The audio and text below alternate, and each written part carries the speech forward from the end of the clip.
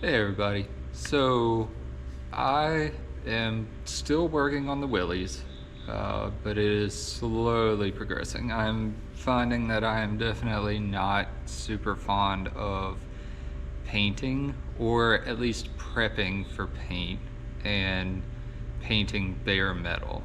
So if I was just like sanding down a car, scuffing up the paint and painting over it, that's one thing. But prepping bare metal and then having to do primer and then sand and then paint and all that stuff, I'm finding is not really something I enjoy doing. So, but that's where we're at with the Willys right now. I have started priming parts of it. I have the grill primed, the hood primed, and the tailgate primed. I have the fenders ready to be primed. They've all been scuffed up, sanded, wire wheeled to get all the rust off. And then we have the body itself that has to be done. But anywho, so I've kind of pushed that off to the side a little bit. I do have a tent canopy thing that I got off Amazon that I'm going to try to use as a paint booth. So maybe I'll do a video about that when it comes time to work on that again. For now, with the priming stuff, I'm just pulling it out in the driveway and shooting primer on it. Because it's going to get sanded, so if a little bit of dirt or whatever gets in it, I'm not too worried about it. But anywho, like I said, push that off to the side, and I have decided, I think, to finally do a project that I have wanted to do for years and years and years. So the TJ, which has, I did a video on it, a walk around. It's the TJ6 because it was cut and stretched 15 inches. I have always wanted to do an LS swap in it. So I did an LS swap years ago in my 79 Impala, and it went super smooth and works really well, fires right up, drives great. I love driving that car. Put a big cam in the motor, so it's a real fun car to drive. This one, I'm hoping will go about the same, but we'll just have to see how it goes. So over here we have the TJ6 back in the shop. I had to go back actually and listen to my walk around video because it's been 7 months since I did that video, and I had to remember what all I said on it.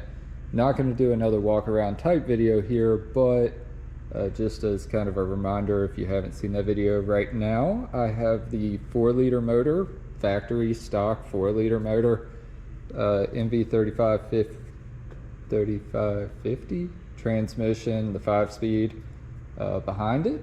And then behind that, I have a driver or passenger side drop Atlas 2-speed transfer case because I'm running a Dana 60 off of a Chevy truck front. So the drive shaft's on the passenger side, and then a 14-bolt rear. What I have to go in it is this guy back here. I'm sorry, my shop is a disaster, but I have this guy here. So this is a LQ4 6.0 liter LS motor out of a truck. I guess it's not a true LS motor because I think the LS's were the car motors, but it's LS based. It's got a 4L80E automatic transmission behind it. Back on the back of that, I kind of have the Atlas adapter just temporarily kind of sat there. When I got this, it was a pullout from a 04, I believe, like a Silverado 2500.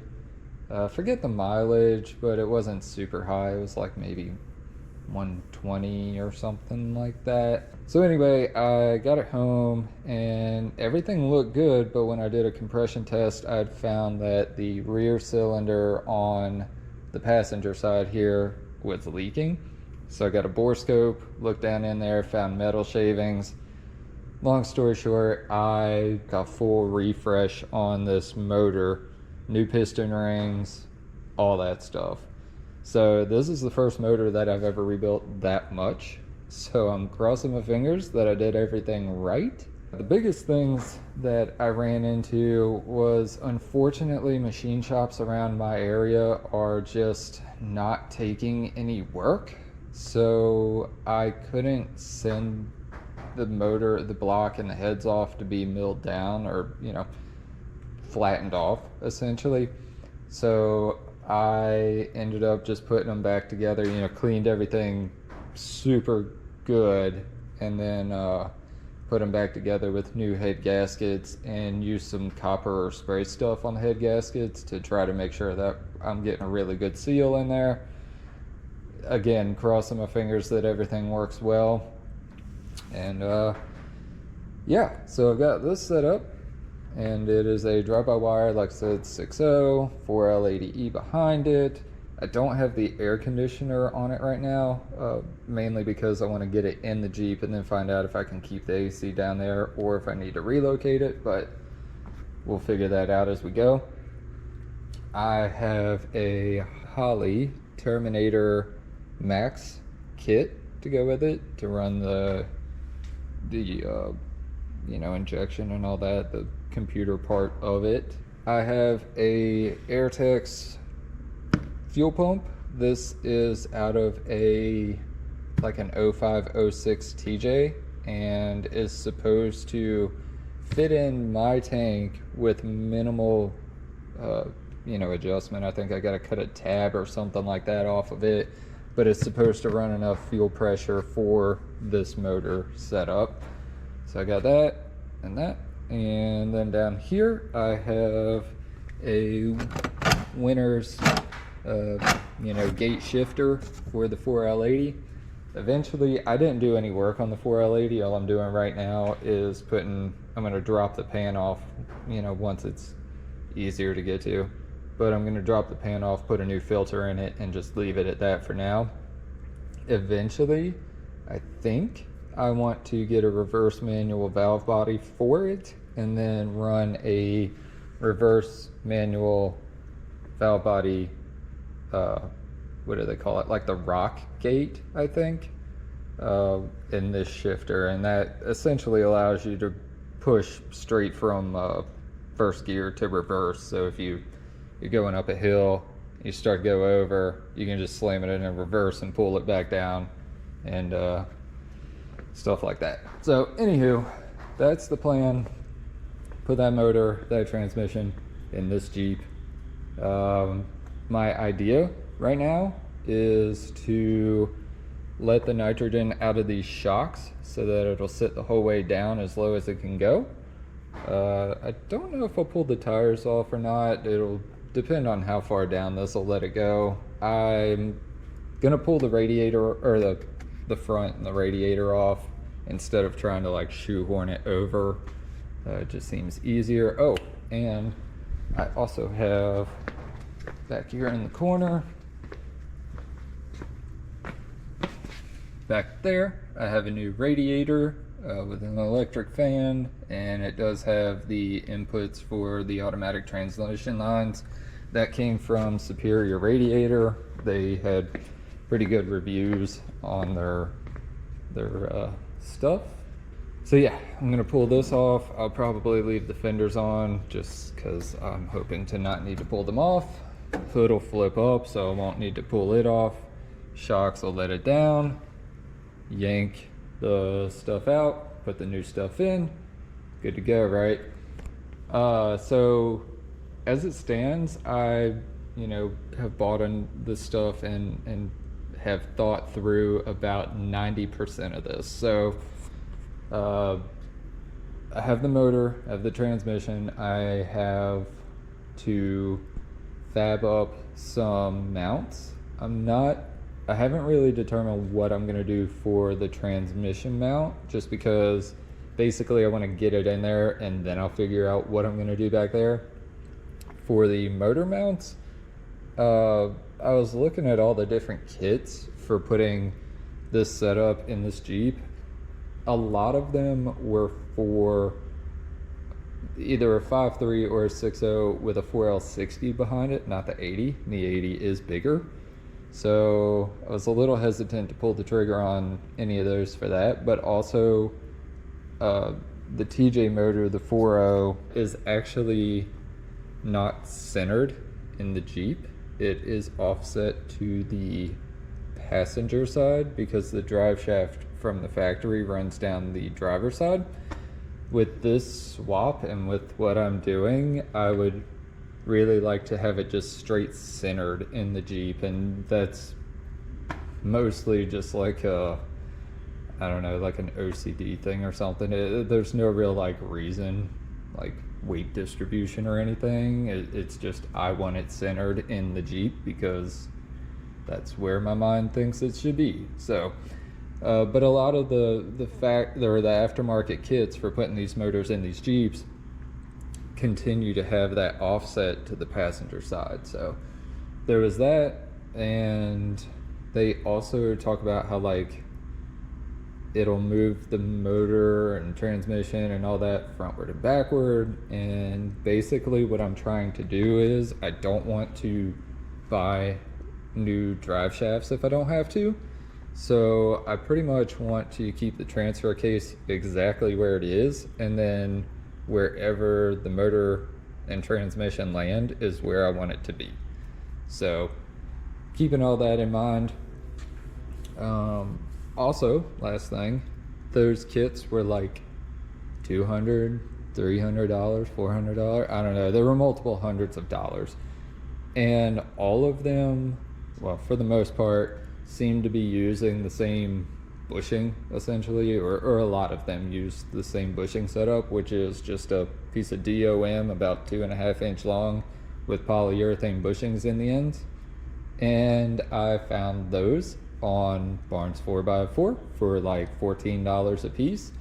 And I have my plasma table over there, so I could pretty much like make those things for a lot less than what people were wanting. Plus I can put the motor exactly where I want it without having to like cut tabs or whatever you'd have to do to modify the kits. So anywho, got to figure out a transmission mount. I know what I'm going to do for the motor mount, but I don't have like a solid like piece to put in there right now. I got to make it. I think what I'm going to try to do is use factory exhaust manifolds, I guess. I have actually a really nice set of hooker headers, but they are center dump and they seem to dump right where my motor mount's going to attach to, so I don't think they're going to work. They were actually left over from a project my dad was working on, so we'll see, but I kind of don't think they'll work. Fuel system, I might have to make some new fuel lines. I haven't really, it's just one of those, I want to get the motor in and then I'll figure that part out. The other like really big part that I'm going to have to figure out is originally I was, I've kind of had this idea in the back of my head that I've wanted to strip this dash out and make it more like a CJ dash, like a real flat dash, but then I kind of go back and forth, like, do I want to take all that out? Do I want to leave it in? Do I want to it just goes back and forth. So at this point, I think I want to leave it in there. And originally, because of that, I wasn't going to worry about trying to hook up to gauges or any of that stuff. But now I might look into figuring out like how I can hook everything up to these gauges and get them to work. The Holley Terminator kit has like a little handheld screen. They actually make some really nice bigger screens that are all digital and kind of replace your dash, but they're really expensive and I don't have one. So I might look into what it takes to just hook these gauges to that system. I think it can be done. I haven't done it, but I think it can be done at this point because enough people have done these swaps. So that's something I'll have to try to figure out. I'd love to have cruise control back. I haven't had cruise control for a while. I'm not really sure why. It just stopped working. But anywho, I'd love to have cruise control back. So I've got the buttons because this is a Sahara edition. I've got the buttons here on the steering wheel for cruise. And yeah, just kind of some stuff that I'll have to figure out once I start really getting into the project. But I'll try to keep videos going on this one. I know I'm really bad at this whole video thing. I'm trying to get better about it, but it's really tough. So, but I will try to do videos and keep everybody updated on this motor swap. So here we are, still day one, just chugging along here. So we're getting things apart. I got the radiator, the AC condenser, and the power steering cooler all disconnected. Took out the bolts, obviously took the radiator out. Radiator, condenser for the AC, the fan shroud, the front grille, all that out in one piece. So far, haven't broken any bolts and haven't stripped anything and haven't broken any plugs for the electrical connectors. So far so good on that. Just kind of pulled hoses up, taped off the AC connectors. If you don't know, there's a dryer in the AC system and you really don't want moisture to get into that dryer. So once you disconnect or break open this system, you should really try to tape off these ends as best you can to try to keep that dryer from getting moisture up into it. If you do a good job and you keep it, fairly well done, once you get done with the project and put it all back together, you can just recharge the system and it should be fine and good to go. But if you get a bunch of moisture in that dryer, from what I understand, your AC system just won't work very well afterwards. So anyway, got that done, and then I just I kind of changed ideas here a little bit. So instead of bleeding out the pressure from these ORIs and letting this drop down, I might just leave them charged, and just because I might not need to disconnect them or to drain them. So I did put a ratchet strap around all four corners to hold the axles up. I got it on the lift, about to lift the whole ordeal up and start disconnecting things like the exhaust and the cable shifters for the Atlas. I do at some point here need to start taking some measurements, like I said earlier, or in the last video. I'm not sure how I'm going to break these apart, but like I said, I want the Atlas to stay where it is in the Jeep. Right now I think it's kind of right in this general area, right under the seats really, but I want it to stay where it is and not shift back or forward, so that way I don't have to worry about getting new drive shafts made or anything like that. So I'll probably try to I'll either take some measurements, or I'll try to make some like templates, or maybe weld a piece of metal to the skid plate, sticking up basically at the back of the Atlas, and that way as I'm taking things out, putting new things in, I can kind of just line the Atlas up with that piece of metal I weld in, or like I said, I might just take some measurements and basically do the same thing that way, just without welding anything to it. Let's see, while it's up in the air, I probably should go ahead and disconnect said drive shafts and things like that. So that's what I'll be working on. Another thing I wanted to kind of mention that I'm going to be taking some notes on is how far, like where this motor sits compared to the frame. So like what I want to do is make sure that, say, the oil pan there of the motor doesn't hang down further on the LS. I've got these drive shafts and all sorts of stuff. I want the new motor and transmission to either sit basically at the same level or higher. I don't want it to be any further down. So I need to take some measurements, but because of having the shocks on and not discharging the pressure out of them, and the weight difference between the motors and transmissions and all that stuff, I'm going to have to figure out some way, some points on the frame to measure from for the motor and transmission height. So just you know, little things here and there that you got to take note of as you're doing these types of swaps.